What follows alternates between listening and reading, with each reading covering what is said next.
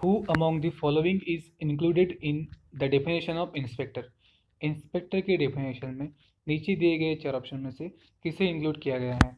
तो इंस्पेक्टर के डेफिनेशन में किसे इंक्लूड किया गया है? इसका आंसर होगा डिस्ट्रिक्ट मजिस्ट्रेट। कैसे? तो inspector means an inspector of mines appointed under this act and includes a district magistrate. मतलब कुछ जो सर्टन पावर्स होते हैं इंस्पेक्टर के, उसे अगर एक्सरसाइज करना है तो डिस्ट्रिक्ट मजिस्ट्रेट भी उसे एक्सरसाइज कर सकता है। तो इंस्पेक्टर के डेफिनेशन में डिस्ट्रिक्ट मजिस्ट्रेट को भी इंक्लूड किया गया है।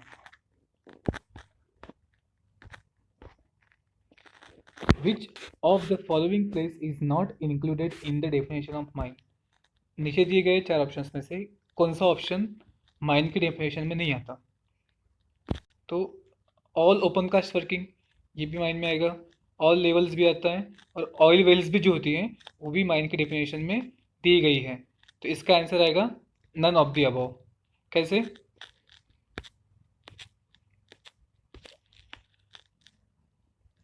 जितने भी ऑयल वेल्स होती है वो क्या करता है, वो भी माइन के डेफिनेशन में इंक्लूड की गई है।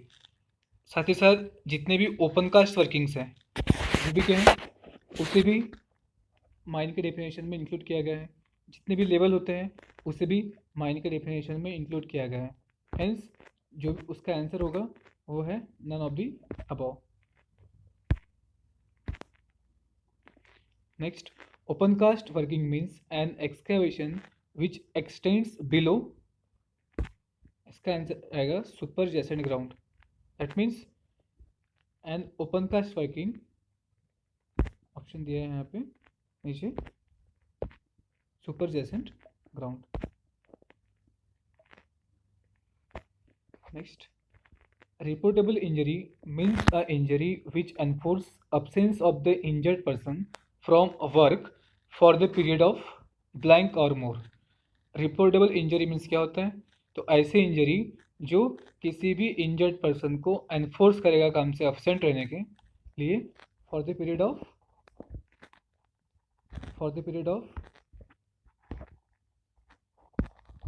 72 आवर्स और मोर। ऑप्शन में क्या दिया है यहाँ पे? 3 डेज, 30 डेज, 1 वीक, 24 आवर्स। तो इसका आंसर क्या आएगा? 3 days, because 1 day is equal to 24 hours and 24 into 3 that is 72 hours. Answer क्या आ जाएगा इसका? 3 डेज। मतलब कोई भी ऐसी इंजरी जिससे किसी पर्सन को, वो इंजर्ड पर्सन क्या हो सकता है काम से 3 डेज या उससे ज़्यादा काम से अपसेट रहेगा, ऐसे इंजरी को हम बोलते हैं रिपोर्टेबल इंजरी।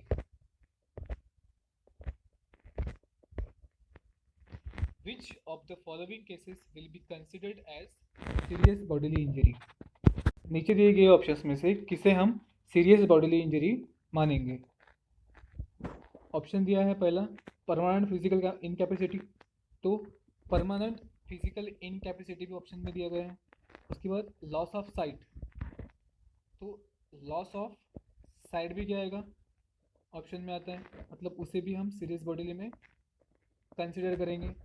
फिर आता है फ्रैक्चर ऑफ बोन्स और फेलेंजेस, मतलब जो भी बोन्स है या फेलेंजेस है हैंड या फुट के, उसमें अगर फ्रैक्चर आता है तो उसे भी क्या कहेंगे? सीरियस बॉडीली इंजरी कहेंगे।